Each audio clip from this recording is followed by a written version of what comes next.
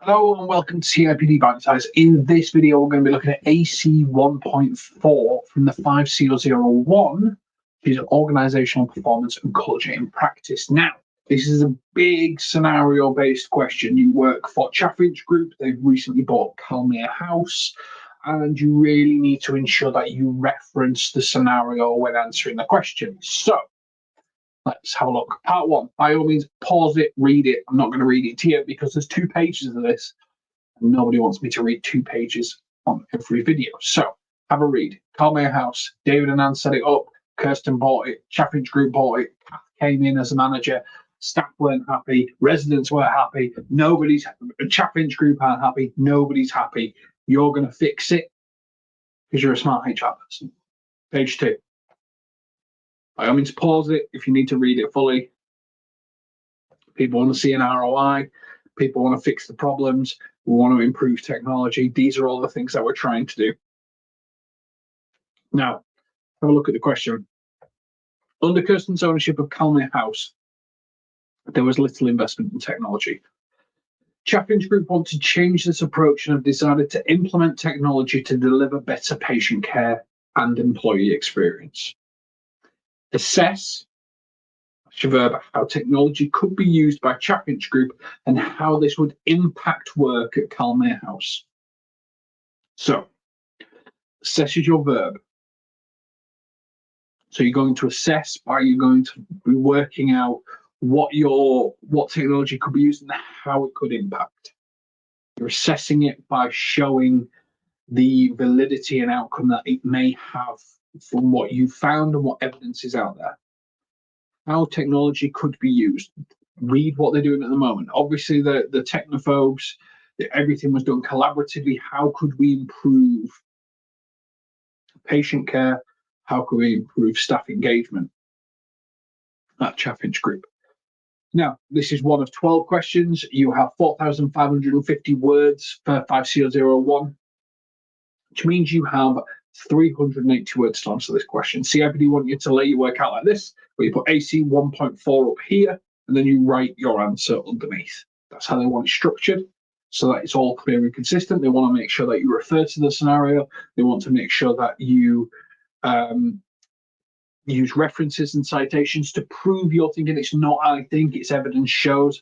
Evidence shows, not I think, is what we're going for. And you need to build this. So the reason they've done this is because obviously everyone, AI, well, how's AI going to help with patient care? What is it that you're going to do with it?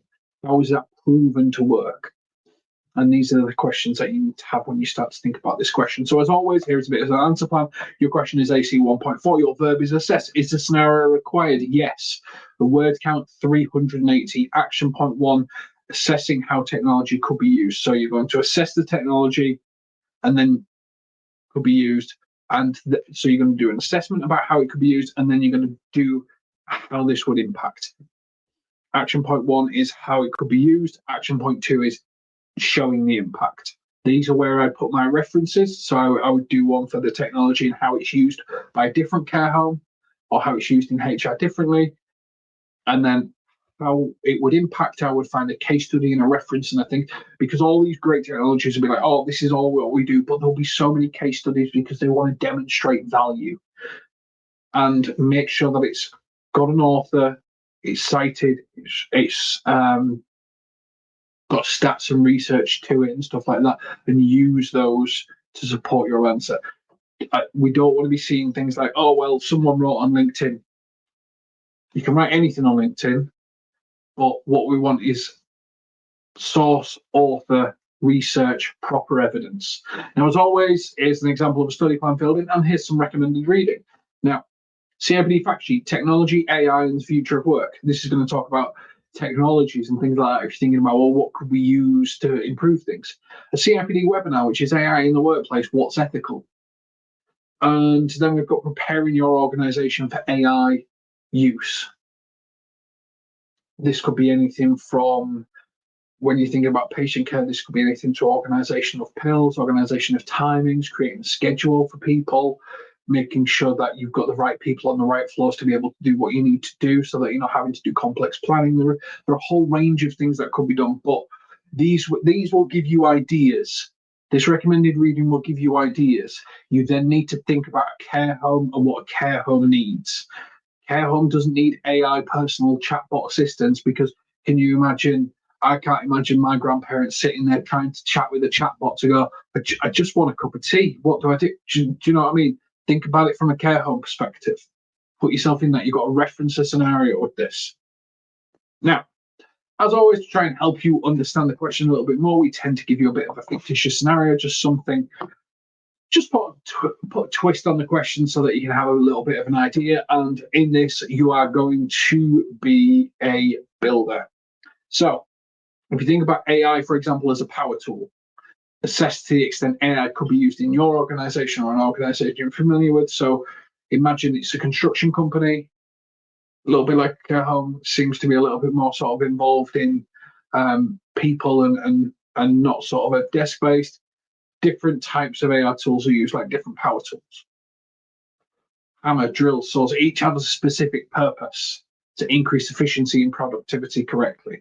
So whilst you might be thinking, okay, well, they just drive diggers and they put things, there's schedules, there's contracts, there's holiday planning, there's scheduling.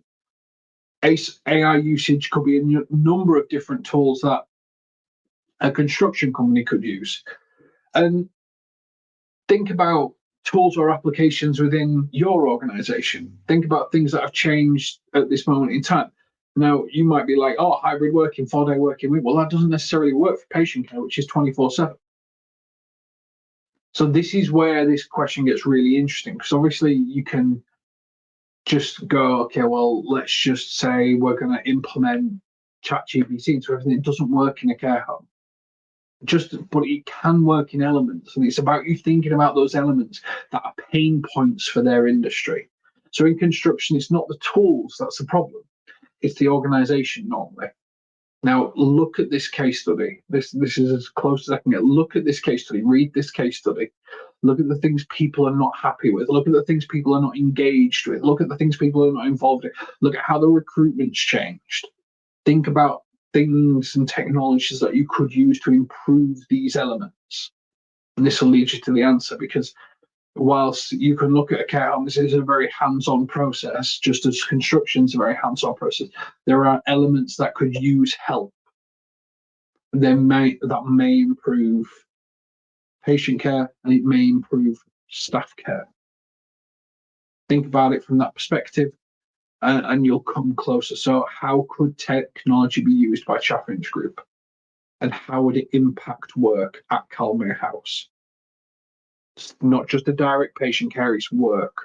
And by work, that impacts patient care. If you can make the staff more efficient, they can spend more time with patients, delivering better palliative care. These are the things you need to think about with this particular question. Absolutely best of luck. I'm sure you'll do absolutely great. And we'll catch you on the next one. Take care.